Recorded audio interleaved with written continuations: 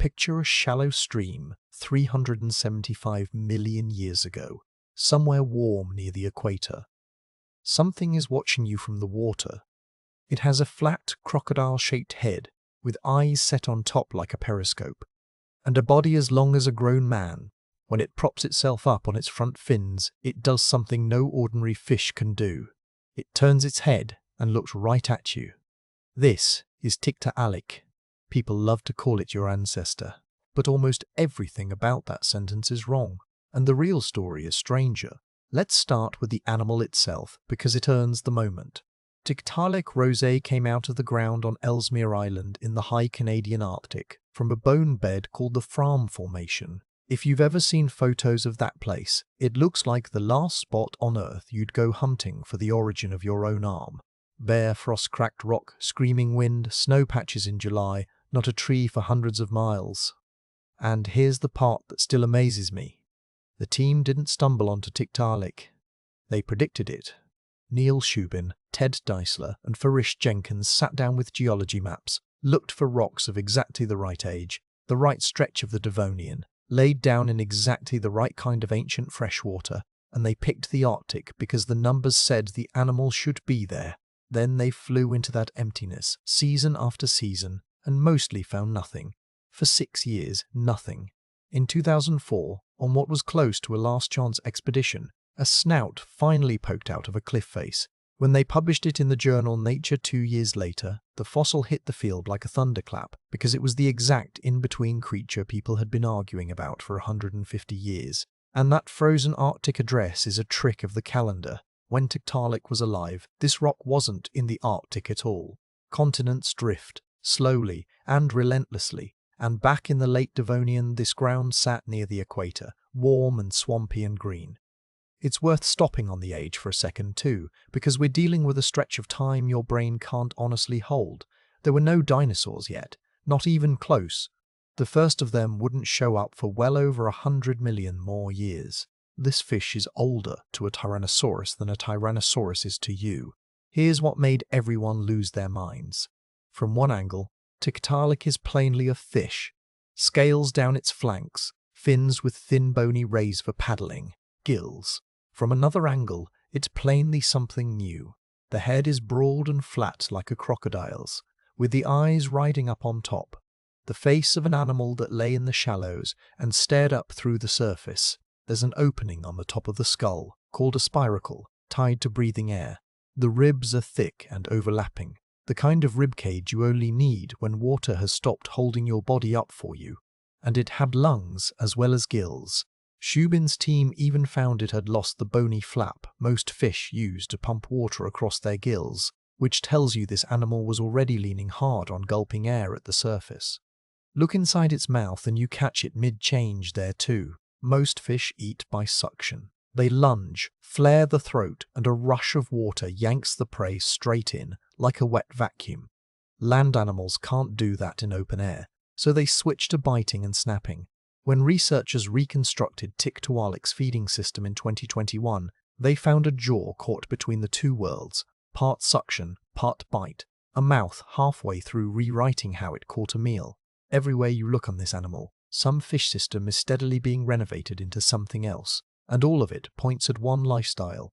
The flat head, the eyes parked up top, the low-slung body. This is the build of a lurker, an animal that lay dead still in a few inches of water, with just its eyes breaking the surface, waiting for a meal to blunder past. If that sounds like a crocodile in a river shallow, that's because Tiktaalik seems to have filled almost exactly that niche, quietly, long before the first true crocodile ever existed. Evolution keeps reaching for the same solution because the ambush works. But the detail that should raise the hair on your arms is the neck. Take a normal fish and try to make it nod at you. It can't.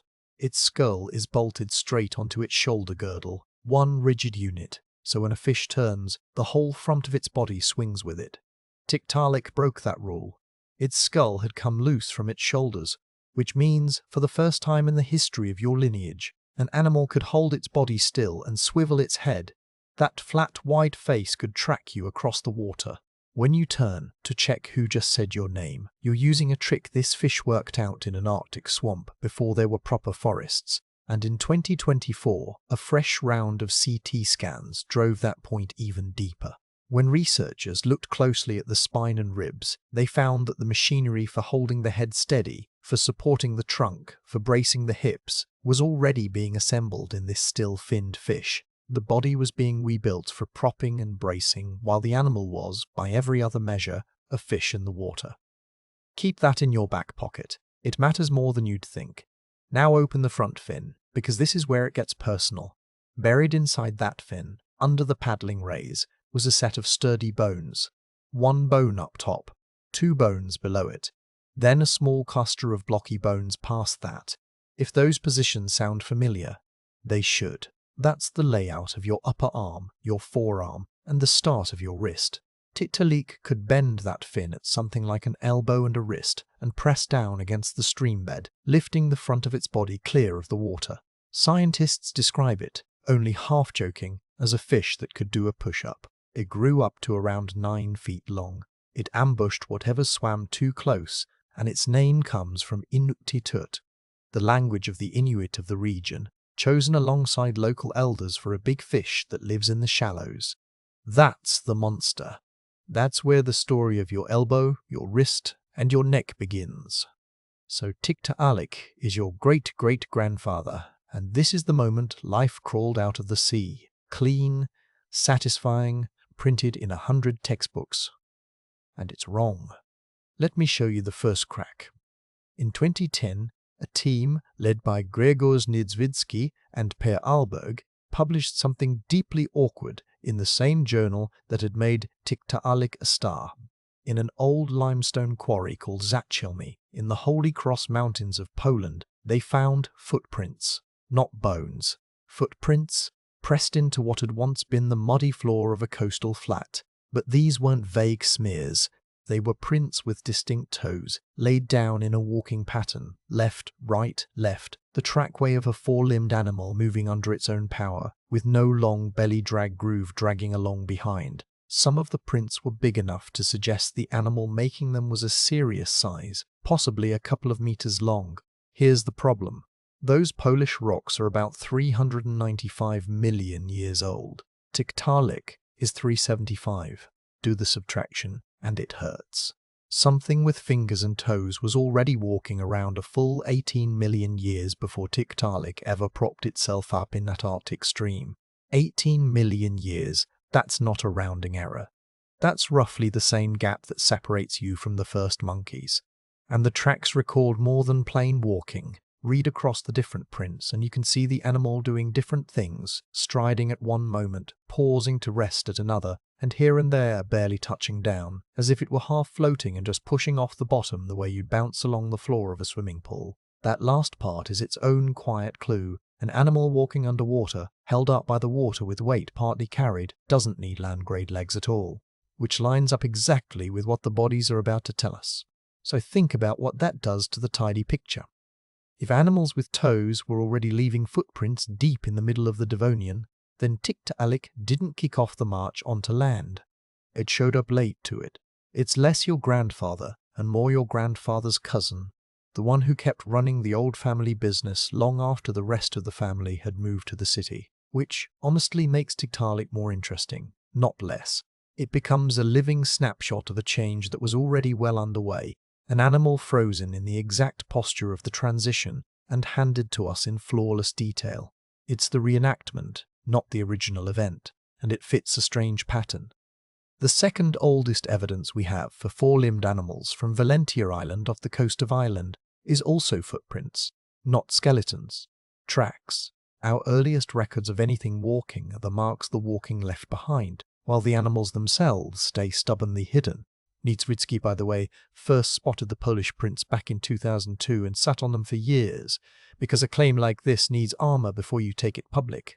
Later work on the site argued the tracks were made beside a chain of shrinking, drying lakes rather than an open sea, which is exactly the kind of place an air-gulping, limb-propping animal would thrive. Now, I promised you honesty, so here it is. Those Polish footprints are argued about, fiercely. Tracks are slippery evidence, because nobody has ever found the body of the animal that made them. Shubin and Daisler, the very people who dug up Tiktaalik, were among the skeptics, and Shubin noted that a Tiktaalik grade animal could probably leave marks resembling some of those prints.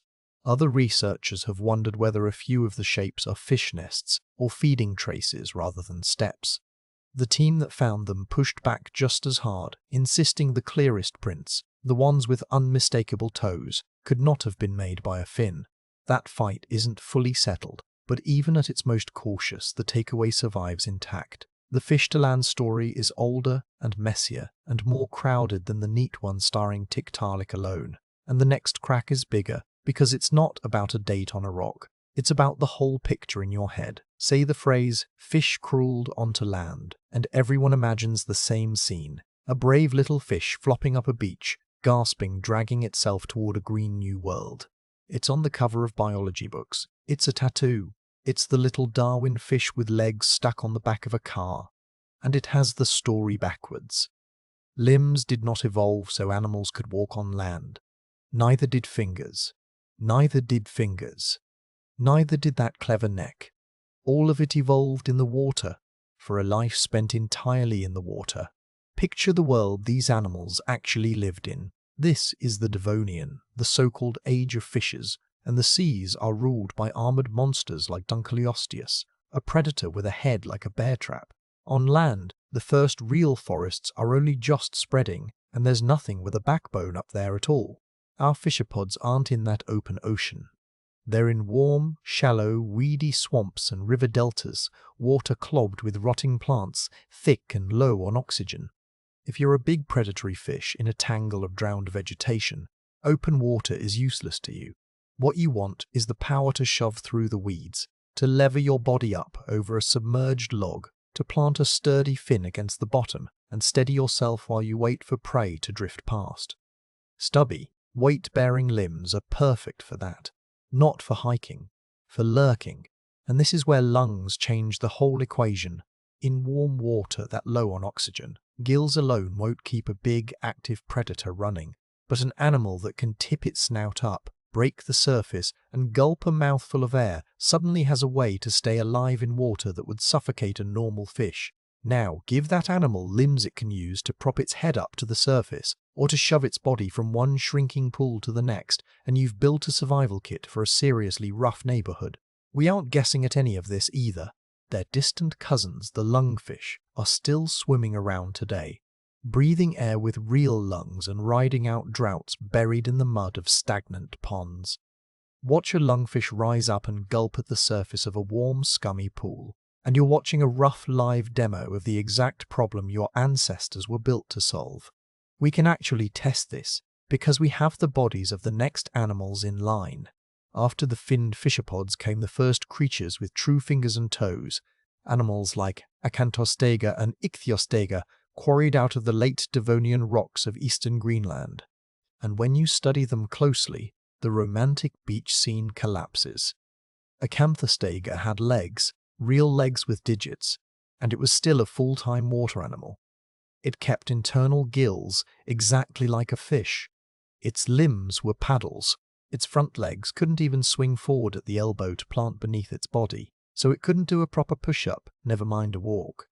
Set it down on a dry riverbank, and it would have lain there stranded, working legs that were built for steering through weeds, not for hauling weight across open ground. Elpistostege was a little tougher, with a deep, barrel-shaped chest and heavily overlapping ribs, and it may have been able to lurch itself along in short, mud-skipper-style shoves. But its ears were tuned for hearing underwater, its spine was built for swimming, and it was no long-distance walker either. These weren't invaders striding ashore. They were water animals with an unusual set of tools, so the sequence everyone assumes is upside down. Legs came first, land came later, much later, and for a long stretch the animals with legs stayed resolutely, stubbornly wet. One paleontologist put it in a way that stuck with me for years. The first four-limbed animals didn't so much conquer the land as escape the water. They weren't ambitious pioneers gazing at the horizon. They were animals in trouble in a stagnant swamp, and their weird, sturdy limbs were a trapdoor that happened, millions of years later, to let their descendants haul out onto the mud. Evolution wasn't aiming at you. It was solving a much smaller, wetter problem, and you're a side effect. If that's bending your brain a little, good, because the next reveal is the one that truly rewires how you look at your own hand. It's about fingers and about the single strangest fact in this entire story. How many fingers do you have on one hand? 5. And 5 toes on each foot. Ask anyone to draw the ancestral hand, and they'll draw 5 fingers, because 5 feels like the obvious number, the default, the plan. For most of the 20th century, scientists assumed the exact same thing. The idea was that some lobe-finned fish had 5 bony rods in its fin. Those 5 became our 5 fingers, straight and clean, and 5 had been the rule from the very start. Then a paleontologist named Jenny Clack went back to Greenland, pulled out beautifully preserved specimens of those early limbed animals, and she and her colleague Michael Coates began cleaning the rock off their hands, and the hands would not stop having fingers. They counted the digits on Acanthostega's forelimb, and the answer wasn't 5, it was 8. 8 fingers on each hand.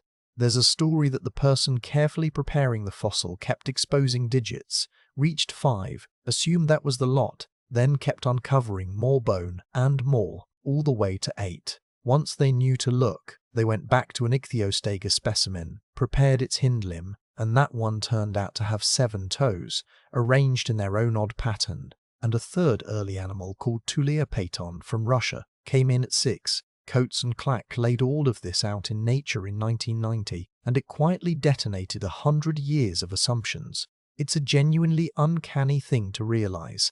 The first hands in your entire lineage had 8 fingers, then 7, then 6, every count except the one you'd expect, 5. The number that you carry, the number that feels eternal and obvious, wasn't the starting point at all. It was a setting that got chosen later.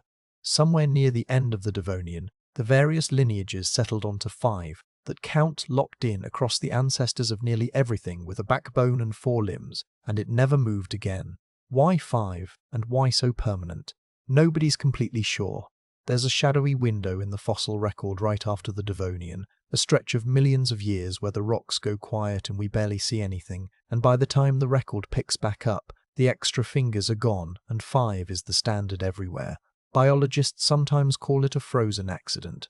There's nothing sacred about 5. It's just the number that happened to stick when the developmental machinery for growing fingers finally stabilized, and once it stuck, it turned into a rule nothing could rewrite. Horses reduced it toward a single toe. Birds fused it. Bats stretched it into a wing. But nothing ever went back to the drawing board and restarted from 8. You're running on a version number that got frozen roughly 1/3 of a billion years ago, half by chance. If you're finding this as strange and as good as I do, take 1 second and subscribe. There's a lot more of exactly this ahead on the channel. The deeper reason for all of this is genetic, and it's the thread that ties the whole story together. The same set of master control genes that tells a fish where to grow the little struts inside its fin is the set that tells your hand where to grow fingers. In those early 4-limbed animals, that patterning simply wasn't clamped down to 5 yet, so it cheerfully churned out 6s and 7s and 8s. Only later did the controls tighten up, until 5 became the count the machinery reliably produced. Your 5 fingers aren't a design decision anybody made. They're a genetic habit that got stuck. You even get a faint echo of that old flexibility now and again. Every so often a baby is born with a 6th finger, a small reminder that the machinery which once built 8 hasn't entirely forgotten how. The instructions for more digits are still buried in there. They just almost never get switched on, because we still haven't reached the part that connects straight to your body. If the first hands had too many fingers, and if limbs were a swamp tool rather than a land invention, then where did the raw material for a hand even come from? Fingers didn't just sprout the instant an animal fancied a walk. Something had to already be there to work with. And in 2020, a team led by Richard Cloutier answered that question with a single fossil in a paper they titled, with zero modesty, The Origin of the Vertebrate Hand.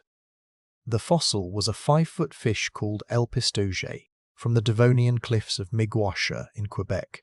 A fossil site, so rich it's a protected World Heritage location. This was the most complete fin of its kind anyone had ever recovered. They ran it through a high-powered CT scanner and looked inside the paddle, and there, buried in the fin, Past the arm bone and the two forearm bones and a little row of wrist bones were finger bones, real digits, lined up in rows, the bony beginnings of a hand. Not sticking out into the air off a wrist, locked inside the fin and still capped at the very tip by the thin rays of a fish. As one of the researchers put it, this was the first time anyone had clearly found fingers sitting inside a fin in any fish, ever. People had wrangled over when the hand first appeared for a very long time, all the way back to Aristotle calling the hand the tool of tools. Elpistostege shoved the answer clean past the water's edge, back into a creature that never once had a wrist out in the open air.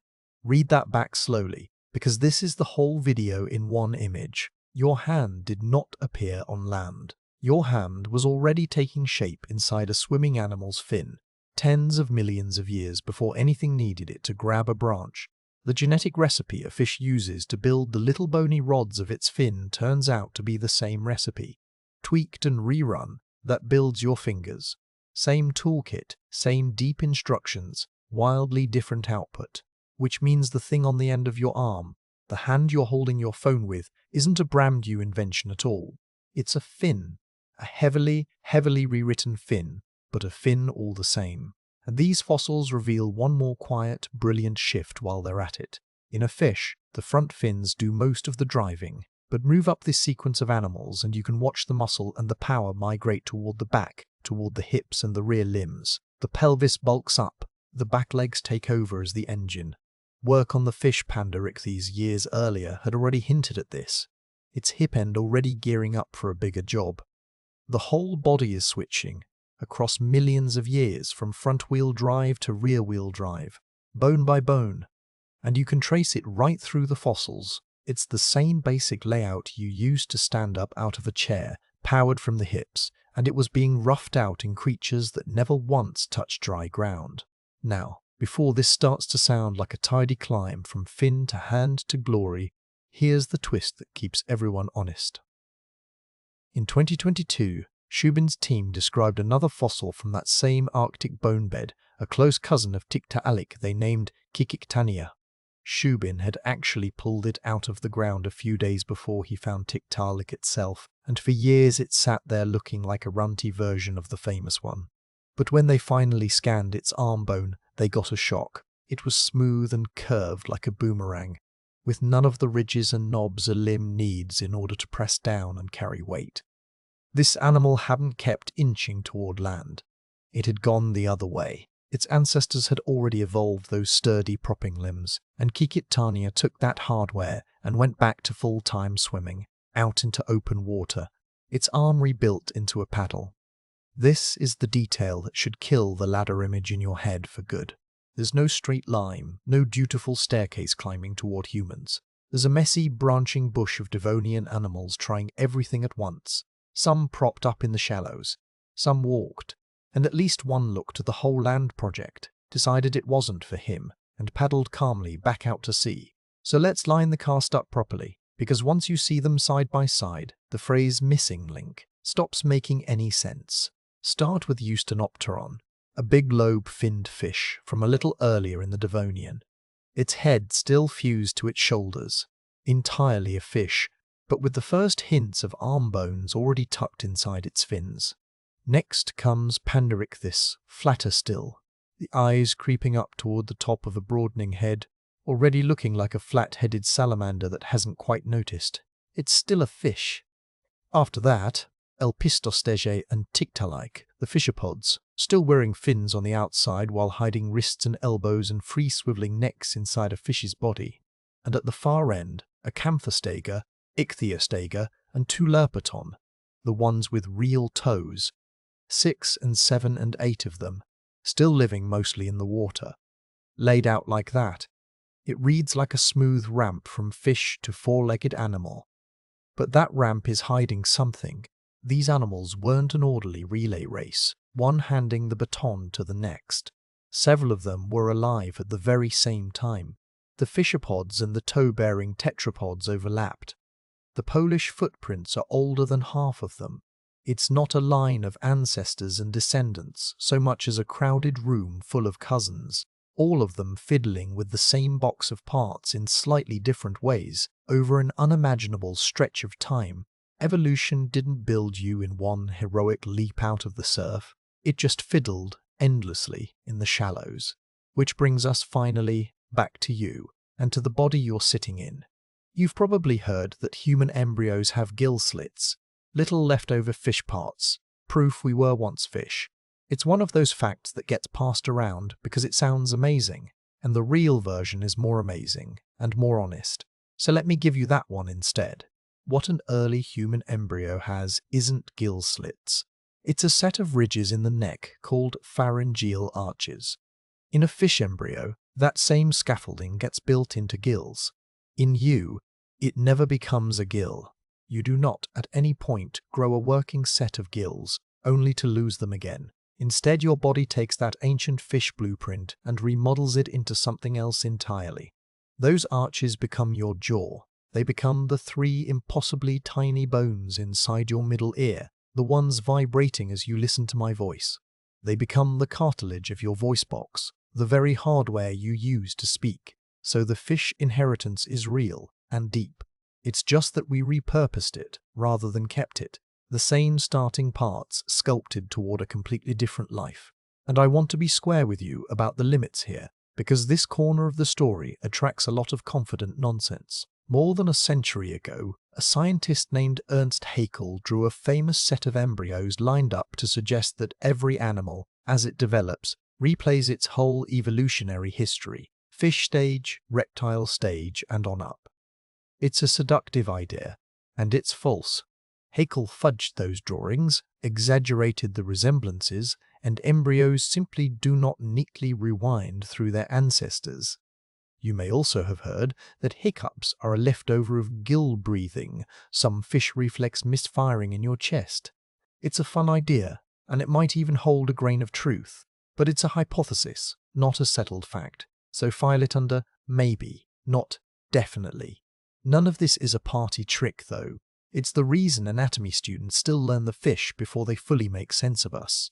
The plan of your skull, the odd wandering paths of some of the nerves in your neck, the whole layout of your head plumbing, all of it reads more cleanly as a fish design that got heavily remodeled than as anything built fresh for a land animal. In a real structural sense, you're a fish that picked up a few new tricks and never threw out the old chassis. Here's what isn't a maybe. Bend your arm. There's the upper arm bone, the 2 forearm bones, the wrist, the fingers, and that order. That precise sequence was already roughed out inside the fin of a fish in a Devonian swamp. Turn your head to look at something. That free swiveling neck, that break between skull and shoulders, was pioneered by a flat-faced predator watching the surface of an Arctic stream. Reach out and pick something up. You're using a modified fin to do it. None of that is a metaphor. It's engineering handed down the line and never once fully redesigned, only tinkered with for 375 million years and counting. So was Tiktaalik your ancestor? Almost certainly not literally. It arrived too late. Cousins with toes have beaten it to the punch by millions of years, and one of its own relatives quit the land project and swam back out to sea. And did anything dramatically crawl out of the ocean in a single heroic moment? No. What really happened was slower and wetter and so much weirder. Limbs and many-fingered hands were improvised for a life in stagnant shallow water by animals that mostly never left it, across a span of time too long to feel real. Tiktaalik isn't the hero of that story, but it's still family. It's the clearest window we've ever had onto the kind of creature you came from, an animal caught mid-transformation and preserved in Arctic stone. You didn't descend from a fish that decided to be brave. You descended from a fish that was already carrying the beginnings of your hand around inside its fin and had no idea. And you are still, right down to your elbow and your wrist and the swivel of your neck, running its hardware. If deep time does something to your brain that nothing else quite manages, this channel is going to be your favorite corner of the internet. Subscribe, and the next story I've got lined up will take you even further back to a creature stranger than this one. I'll see you there.